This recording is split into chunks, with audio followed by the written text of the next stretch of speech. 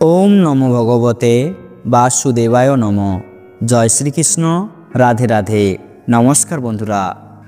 26 मार्च बुधवार दिन पालित होच्छे बछरेर सर्वश्रेष्ठ एकादशी पापमोचनी एकादशी, जेटी व्यक्तिर हजार हजार पाप এই एकादशी उपवास पालनेर माध्यमे विनाश হয়।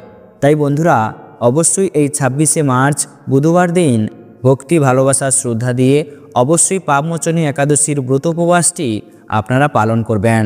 তাই আপনারা অবশ্যই মনে রাখবেন যে এই পাপমোচনীয় একাদশীর দিন বেশ কিছু ক্রিয়াকলাপ যদি আপনারা করতে পারেন তাহলে আপনার জীবন থেকে হাজার হাজার পাপ দূরীভূত হবে।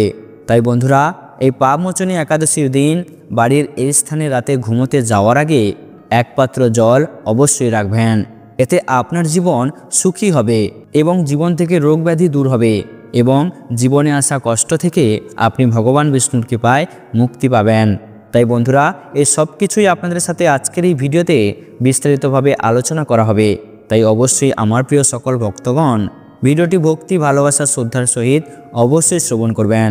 আর এই চ্যানেলে নতুন হয়ে থাকলে দয়া করে চ্যানেলটি সাবস্ক্রাইব করবেন, কারণ পরবর্তী সময়ে এই ধরনের নতুন নতুন ভিডিও বা তথ্য পাওয়ার জন্য।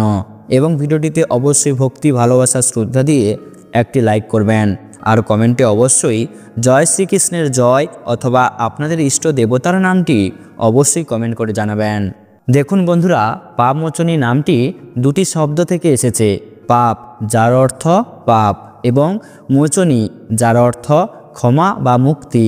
অতএব পাপমোচনী একাদশীর দিনটি হলো এমন একটি দিন যখন ভক্তরা ভগবান বিষ্ণুর কাছে তাদের অতীত এবং বর্তমানে করে থাকা পাপের ক্ষমা প্রার্থনা করেন। অর্থাৎ পাপমোচনী একাদশীর মূল কথা হলো এই যে এই শুভ দিনে উপবাস এবং ভগবান বিষ্ণুর আরাধনা করলে একজন ভক্তকে তার জীবনের সমস্ত পাপ এবং মানসিক বোঝা থেকে মুক্তি পেতে সাহায্য করে। এছাড়াও এটিকে মন থেকে নেতিবাচক চিন্তাভাবনা দূর করার এবং আভ্যন্তরীণ শক্তি পুনরুদ্ধার করার জন্য এবং সমৃদ্ধ জীবনের জন্য আশীর্বাদ আমন্ত্রণ জানানোর একটি শক্তিশালী সময় হিসাবে বিবেচিত করা হয়।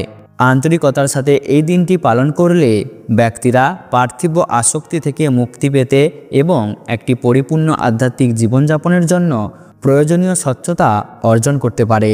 বন্ধুরা, অন্যান্য একাদশীর মতো এই পাপমোচনী একাদশীও ভগবান বিষ্ণুর সম্মানে ব্রত উপবাস এবং নির্দিষ্ট আচার অনুষ্ঠানের মাধ্যমে এই পাপমোচনী একাদশী পালন করা হয়। ব্রত সাধারণত একাদশীর আগের দিন দশমীতে শুরু হয়। একাদশীর দিনই ভক্তরা খুব ভোরে ঘুম থেকে ওঠেন, পবিত্র নদীতে স্নান করেন এবং ভগবান বিষ্ণুর উদ্দেশ্যে নিবেদিত প্রার্থনা ও আচার অনুষ্ঠানগুলি সম্পূর্ণ করেন। পাপমোচনী একাদশীর ব্রতের একটি গুরুত্বপূর্ণ অংশ হল উপবাস। কিছু ব্যক্তি খাবার বা জল না খেয়ে সম্পূর্ণ উপবাস করতে পছন্দ করেন, আবার অন্যদের জন্য উপবাসের মধ্যে ফল বাদাম বা জল খাওয়া অন্তর্ভুক্ত থাকতে পারে। এমনকি যারা উপবাস পালন করেন না তাদেরও শস্য ডাল এবং আমিষ খাবার এই পাপমোচনীয় একাদশীর দিন এড়িয়ে চলতে হবে, যা এই দিনের জন্য অনুপযুক্ত বলে মনে করা হয়। ব্রতের সময় উপবাসের মানসিক ও আধ্যাত্মিক দিককেও মনোযোগ দেওয়া খুবই গুরুত্বপূর্ণ।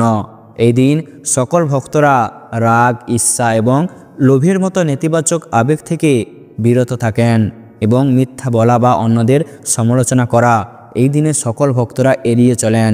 এই কর্মগুলি মন শরীর এবং আত্মাকে পবিত্র করতে এবং ভগবান বিষ্ণুর ঐশ্বরিক শক্তির নিকটবর্তী হতে সাহায্য করে। পাপমোচনী একাদশীর উপবাস একাদশীর আগের সন্ধ্যায় শুরু হয়। সূর্যাস্তের পরে খাবার খাওয়া থেকে বিরত থাকা উচিত, যাতে আমাদের শরীর অপাচ্য খাবার থেকে মুক্ত থাকে। এই পবিত্র দিনে ভক্তদের একাদশীর দিন তাড়াতাড়ি ঘুম থেকে উঠে স্নান করতে হবে এবং ভগবান বিষ্ণুর কাছে প্রার্থনা করতে হবে। এই দিনে আপনারা আপনাদের বাড়ির কাছে যদি কোনো ভগবান বিষ্ণুর মন্দির থাকে তাহলে সেখানে গিয়ে ভগবান বিষ্ণুর সহস্র নাম, ভগবদ্গীতা বা ভগবান বিষ্ণুর মন্ত্রের মতো পবিত্র গ্রন্থ পাঠ করা এই দিনে উপকারিতা বৃদ্ধি করে বলে বিশ্বাস করা হয়। আর যদি বাড়ির পাশে কোনো ভগবান বিষ্ণুর মন্দির না থাকে তাহলে আপনারা আপনাদের বাড়িতে ভগবান বিষ্ণুর মূর্তি বা ছবি স্থাপন করে আপনারা এই দিন ভগবান বিষ্ণুর সহস্র নাম, ভগবদ্গীতা বা ভগবান বিষ্ণুর মন্ত্র জপ করবেন। তারপর দ্বাদশীর সকালে স্নানের পর ভক্তরা আবার ভগবান বিষ্ণুর পূজা করেন এবং তারপর নির্ধারিত পারণের সময়ে উপবাস ভাঙেন। বন্ধুরা, এই পাপমোচনী একাদশীর একটি পৌরাণিক কাহিনী রয়েছে। একবার স্বর্গের গন্ধর্ব এবং সঙ্গীতজ্ঞদের প্রধান রাজা চিত্ররথ অনেক অপ্সরা নিয়ে একটি বনে প্রবেশ করেছিলেন। ওই বনটি ছিল অত্যন্ত সুন্দর এবং অনেক সুন্দর ফুলে ভরা। রাজা চিত্ররথ বিশ্বাস করতেন যে তিনি এই বনের মতো এত আকর্ষণীয় স্থান কখনোও দেখেননি। তবুও সেই বনে অনেক ঋষি এবং সাধু ভগবান শ্রীকৃষ্ণের ধ্যান করেছিলেন এবং তপস্যা করেছিলেন। এরকমই একজন অপ্সরা একজন সাধুর প্রতি আকৃষ্ট হয়েছিলেন এবং তার সৌন্দর্য দিয়ে সেই সাধুর প্রতি আকৃষ্ট হতে চেয়েছিলেন। তবে অপ্সরা সেই সাধুর প্রতি গভীর শ্রদ্ধা পোষণ করতেন এবং ভয় করতেন যে তিনি তাকে অভিশাপ দিতে পারেন। সেই ভয়ের কারণে অপ্সরা সেই সাধুর কাছ থেকে 2 মাইল দূরে একটি তাঁবু তৈরি করেছিলেন এবং গান গাইতেন এবং তার বাদ্যযন্ত্র বাজাতে শুরু করেছিলেন যাতে তিনি সেই সাধুর প্রতি তার কণ্ঠস্বরের আকর্ষণ করতে পারেন। কামদেব যখন এটি দেখলেন তখন তিনি অপ্সরাকে সেই সাধুর প্রতি আকৃষ্ট করতে সাহায্য করার কথা ভাবলেন। তাই কামদেব অপ্সরার হাত এবং চোখকে তীর ধনুক হিসাবে ব্যবহার করে সেই সাধুর দিকে আকৃষ্ট হন। একদিন অপ্সরা সেই সাধুর গুহায় গিয়ে গান গাইতে শুরু করেন। তার চুড়ি এবং নূপুরের ঝনঝন শব্দে সাধু তার চোখ খুললেন এবং বুঝতে পারলেন যে অপ্সরা তার সাথে থাকতে চান। অপ্সরা তখন তার কাছে এসে তাকে এত শক্ত করে জড়িয়ে ধরলেন যে তিনি তার তপস্যা ভুলে গিয়ে তার প্রতি আকৃষ্ট হলেন। অপ্সরা তখন লক্ষ্য করতে শুরু করলেন যে সাধু তার প্রতি এত আসক্ত হয়ে পড়েছেন। তাই তিনি তাকে জিজ্ঞাসা করলেন যে তিনি কি তার বাড়িতে ফিরে যেতে চান, তাই দয়া করে আমাকে অনুমতি দিন। সাধু মৈধ্যবী এই কথা শুনে বললেন, তুমি এখনই এসেছো আর এত তাড়াতাড়ি যেতে চাও? আমি তোমাকে ফিরে যাওয়ার অনুমতি দিতে পারছি না। এরপর তিনি তার সাথে থাকতে শুরু করলেন। সেই সাধুর রহস্যময় শক্তির ভয়ে তিনি আরও কিছুক্ষণ থাকতে রাজি হন। ততক্ষণ পর্যন্ত তিনি তার সাথে 57 বছরেরও বেশি সময় কাটিয়েছিলেন। কিছুদিন পর তিনি আবার অনুমতি চাইলেন। সাধু তখন বললেন, আরও একদিন থাকো, আর কাল আমার সকালের প্রার্থনা এবং আচার অনুষ্ঠান শেষ হলে তুমি যেতে পারো। অপ্সরা তখন চিৎকার করে বলল, তুমি তো প্রতিবারই এই কথা বলো, কিন্তু এখন আমাকে আমার বাড়িতে ফিরে যেতে হবে। তখন সন্ত মৈধ্যব্য বুঝতে পারলেন যে তিনি এই অপ্সরার পিছনে তার জীবনের এত বছর কিভাবে নষ্ট করেছেন। তিনি ক্রোধে পূর্ণ হয়ে গেলেন, তার চোখ লাল হয়ে গেল এবং তিনি অপ্সরাকে বললেন, তুমি আমার তপস্যা নষ্ট করেছ। তোমার চেয়ে পাপী এবং পতিত আর কেউ নেই। আমি তোমাকে অভিশাপ দিচ্ছি যে তুমি ভূতের রূপ পাবে। মঞ্জু ঘোষ যখন এই অভিশাপ শুনলেন তখন তিনি জোরে জোরে কাঁদতে লাগলেন এবং ক্ষমা চাইলেন। বললেন, আমি তোমার সাথে এত সময় কাটিয়েছি, দয়া করে আমাকে একটা উপায় দেখান, আমি কিভাবে এই ভূতের রূপ থেকে বেরিয়ে আসতে পারি।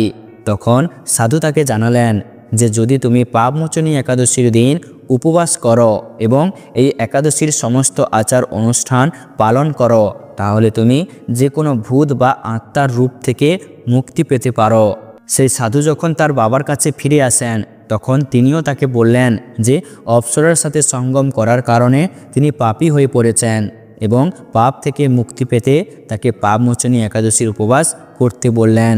তাই অপ্সরা এবং সাধু উভয়ই পাপমোচনী একাদশীর উপবাস পালন করেন এবং তাদের পাপ থেকে মুক্তি পান। তাই যে কেউ এই উপবাস পালন করে সে সমস্ত ভূত এবং আত্মার রূপ এবং পাপ থেকে মুক্তি পায়। বন্ধুরা, এবার আমরা জেনে নেব যে এই পাপমোচনী একাদশীতে বাড়ির কোন স্থানে রাতে ঘুমোতে যাওয়ার আগে এক পাত্র জল অবশ্যই রাখবেন। দেখুন বন্ধুরা, আমরা আমাদের দৈনন্দিন রুটিন পূরণ করতে গিয়ে অনেক ভুল করি, যার ফলও আমাদের বহন করতে হয়। আমাদের গ্রহ অবস্থানের ওপর খারাপ প্রভাব পড়ে, যার ফলে ঘরে তেমন উন্নতি হয় না, অসুখ বিসুখ সর্বদা লেগেই থাকে। আসলে আমরা এতটুকু সময়ও ভগবানের ধ্যানে ব্যয় করতে পারি না। সেই কারণে আমরা কোনো না কোনোভাবে দোষের অংশীদারি হয়ে যাই। এমন পরিস্থিতিতে আমাদের শাস্ত্রে বা পুরাণে কিছু কথা লেখা আছে যেগুলি আমাদের জীবনকে সুখময় করতে সাহায্য করে। আমরা সবাই জানি জল সব কিছুরই ভারসাম্য বজায় রাখার জন্য কাজ করে। এমনটা বিশ্বাস করা হয় যে ঘরে বাস্তুদোষ হোক বা পিতৃদোষ হোক বা যে কোনো ধরনের আপনি সমস্যায় পড়েন, তাহলে বন্ধুরা দুটি জায়গার কথা বলবো। আপনাকে ঘুমোতে যাওয়ার আগে ওই দুটি জায়গায় একটি করে জলভর্তি পাত্র রাখতে হবে, যা আপনার জীবনে অনেক সুখ নিয়ে আসবে। বন্ধুরা, প্রথম জায়গাটি হলো রান্নাঘর। রান্নাঘর হলো মা অন্নপূর্ণার ঘর, যাকে মা পার্বতী রূপে পূজা করা হয়।